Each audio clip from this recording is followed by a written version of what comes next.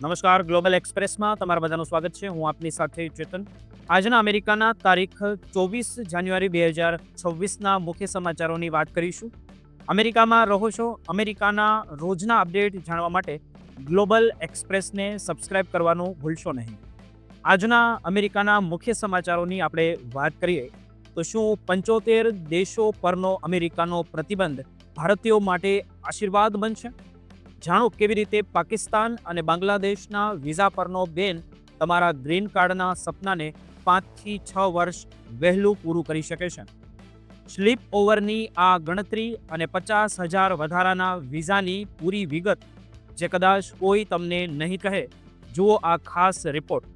આ પછીના સમાચારોની આપણે વાત કરીએ તો અમેરિકામાં રહેતા ભારતીયો થઈ જાય સાવધાન. શું તમારા બાળકોનું ફ્રી સ્કૂલ લંચ કે સામાન્ય સરકારી મદદ તમારી ગ્રીન કાર્ડ માટે મોટો ખતરો બની શકે છે? ટ્રમ્પ સરકારના નવા પબ્લિક ચાર્જ નિયમે કેવી રીતે ઓફિસરોના હાથમાં આપી દીધી છે અસીમિત સત્તા, અને કેમ હવે એક નાની ભૂલ તમને દેશ નિકાલ સુધી પહોંચાડી શકે છે? આ પછીના સમાચારોની આપણે વાત કરીએ તો એટલાન્ટાના આ ઘરમાં વહેલી સવારે ખેલાયો મોતનો એવો તાંડવ કે સાંભળીને તમારા રૂવાડા ઊભા થઈ જશે. પિતાએ જ પોતાની પત્ની અને પરિવારના 4 સભ્યોને કેવી રીતે મોતને ઘાટ ઉતાર્યા. કબાટમાં છુપાયેલા 3 માસૂમ બાળકોએ કેવી રીતે પોતાનો જીવ બચાવ્યો અને પોલીસની K9 ટીમે ખૂનીને જંગલમાંથી કેવી રીતે ઝડપ્યો. જુઓ આ રૂવાડા ઊભા કરતી ઘટના. આ બધા જ સમાચારની વિગતે ચર્ચા કરીએ. આપ જોતા રહો ગ્લોબલ એક્સપ્રેસ.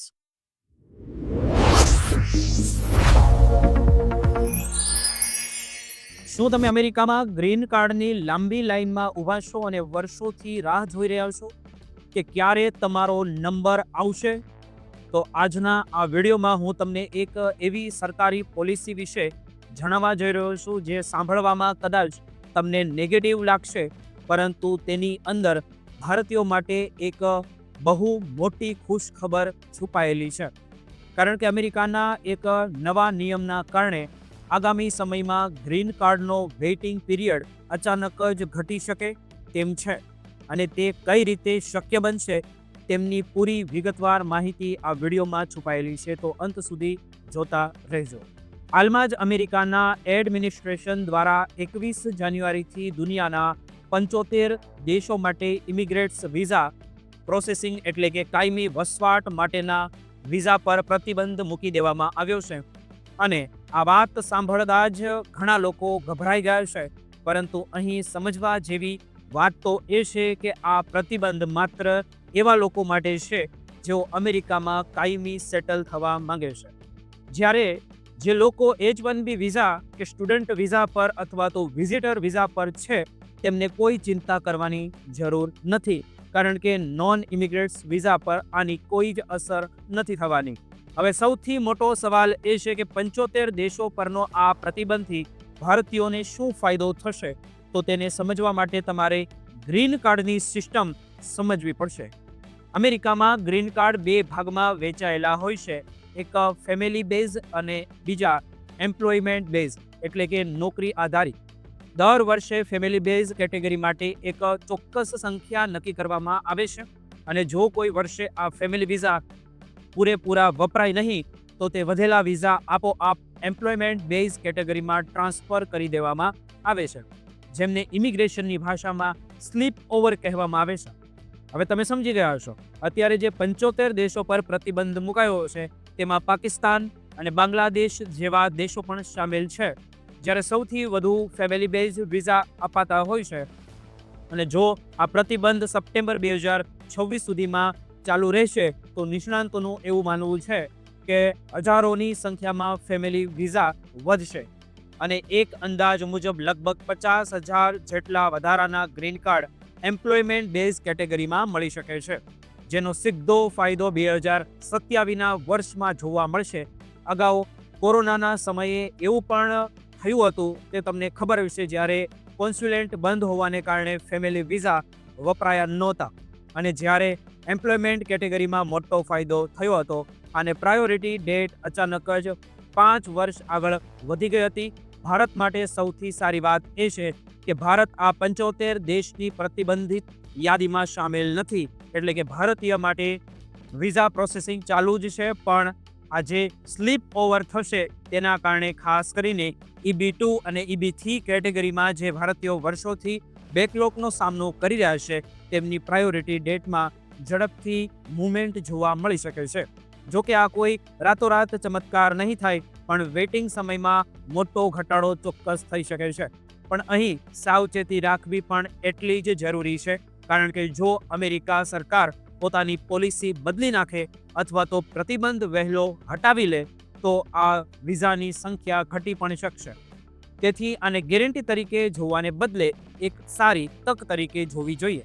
અમેરિકામાં રહેતા ભારતીયોએ માત્ર વિઝા બુલેટિન જોવાને બદલે આવી પોલિસી અને તેના બદલાતા નિયમો ઉપર પણ વધારે નજર રાખવી જોઈએ, અને જેમની પ્રાયોરિટી ડેટ નજીક હોય તેમણે પોતાના ડોક્યુમેન્ટ્સ અને મેડિકલ રેકોર્ડ્સ તૈયાર રાખવા જોઈએ, જેથી જ્યારે પણ અચાનક તક મળે ત્યારે કોઈ મોડું ન થાય. ટૂંકમાં કહીએ તો અત્યારે ભલે અમુક દેશો માટે દરવાજાઓ હંમેશા બંધ થઈ ગયા હોય, પણ તેના કારણે લાઇનમાં ઊભેલા ભારતીયો માટે રસ્તો થોડો ઝડપી બની શકે છે. તો મિત્રો, આ મહત્વની અપડેટ વિશે તમારું શું કહેવું છે કોમેન્ટમાં જરૂર જણાવજો.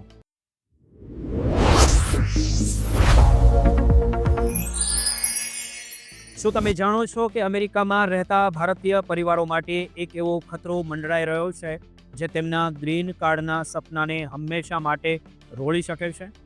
અને આ ખતરો કોઈ જેવો તેવો નથી, પરંતુ ટ્રમ્પ સરકારના એક એવા નિયમમાં ફેરફારના કારણે ઊભો થયો છે જે સીધો તમારા ઘરના રસોડા અને બાળકોના ભવિષ્ય સાથે જોડાવામાં આવી દીધો છે. આ વિડીયોમાં હું તમને એવી ચોંકાવનારી વિગતો આપીશ કે કેવી રીતે સરકારની સામાન્ય મદદ લેવી પણ હવે તમારા માટે દેશ નિકાલ અથવા તો વિઝા રિજેક્શનનું કારણ બની શકે છે. એટલે આ વિડીયોને અંત સુધી જોતા રહેજો, કારણ કે અધૂરી માહિતી તમને ખોટી મુસીબતમાં મૂકી શકે છે. અમેરિકામાં ઇમિગ્રેશનના નિયમોમાં એક બહુ મોટો બદલાવ આવવા જઈ રહ્યો છે, જે ખાસ કરીને ભારતીય પરિવારો અને ઇમિગ્રેટ્સ ઘરો માટે ખૂબ જ ગંભીર અસર કરી શકે છે. ટ્રમ્પ એડમિનિસ્ટ્રેશને એક એવો નવો પ્રસ્તાવ નિયમ જાહેર કર્યો જેમાં પબ્લિક ચાર્જની વ્યાખ્યા બદલવાની પૂરેપૂરી તૈયારી કરી લેવામાં આવી છે. પબ્લિક ચાર્જનો સાદો અર્થ એ થાય છે કે એવી કોઈ પણ વ્યક્તિ જે પોતાની પાયાની જરૂરિયાતો માટે મુખ્યત્વે સરકાર પર નિર્ભર હોય. આ નવા નિયમ હેઠળ ડિપાર્ટમેન્ટ ઓફ હોમલેન્ડ સિક્યુરિટી એટલે કે DHS જૂના તમામ નિયમો અને માર્ગદર્શિકાઓને હટાવી દેશે, અને જે ફ્રન્ટ લાઇન ઓફિસરો છે તેમને પૂરેપૂરી સત્તા આપી દેશે કે તેઓ પોતે નક્કી કરે કે કોને પબ્લિક ચાર્જ માનવામાં આવશે. આનો સીધો પ્રેક્ટિકલ અર્થ જોઈએ તો એ થાય છે કે હવે ઇમિગ્રેટ્સ પરિવારો પાસે એવી કોઈ સ્પષ્ટ સૂચના નહીં હોય કે કયા સરકારી લાભો લેવાથી તેમના ભવિષ્યના ગ્રીન કાર્ડ અથવા તો ઇમિગ્રેશન એપ્લિકેશન પર ખરાબ અસર પડશે અને કયા લાભો લેવા સુરક્ષિત છે.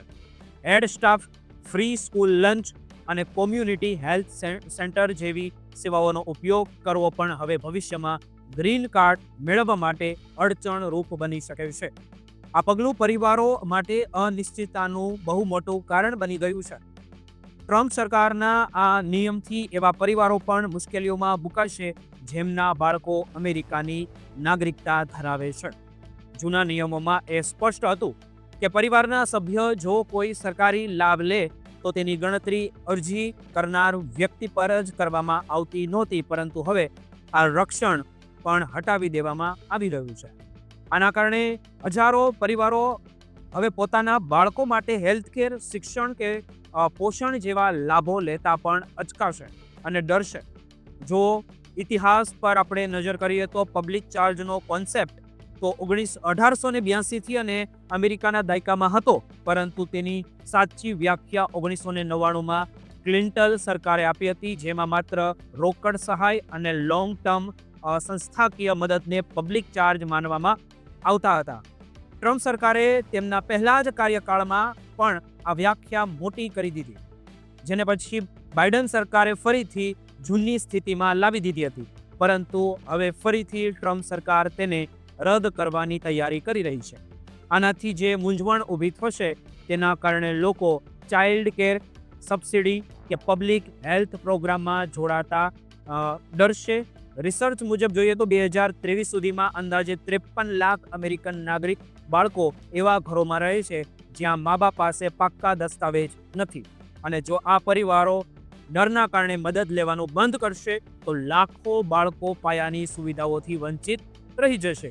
ઇમિગ્રેટ્સ લોકો આ સરકારી લાભનો ઉપયોગ આર્થિક રીતે આગળ વધવા માટે એક સીડી તરીકે કરતા હોય છે, પરંતુ જો આ સુવિધાઓ છીનવાઈ જશે તો તેમની સ્વાસ્થ્ય અને રોજગાર પર નકારાત્મક અસર પડશે.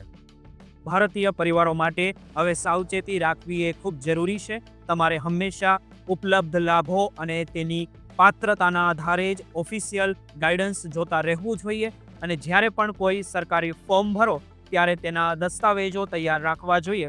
સાથે જે પણ પરિવારોના સભ્ય લાભ લેતા હોય તેનો રેકોર્ડ રાખવો જોઈએ, જેથી ભવિષ્યમાં કોઈ પણ પૂછપરછ થાય તો પુરાવા આપણે આપી શકાય. અને જો મામલો જટિલ લાગે તો કાયદાકીય સલાહકારની મદદ પણ લેવી જોઈએ. મિત્રો, આ મુદ્દે તમારું શું માનવું છે? એકવાર કોમેન્ટ જરૂર કરજો.